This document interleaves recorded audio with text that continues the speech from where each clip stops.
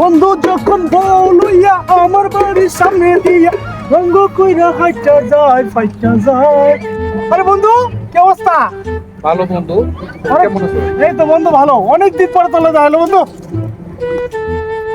বাসার সবাই ভালো আছে বন্ধু না? জি ভালো। ভাই 100 টাকা ভিক্ষা দিবেন? 100 টাকা আবার ভিক্ষুকে ভিক্ষা চা কি দেবো? ভাই এই। দিবেন?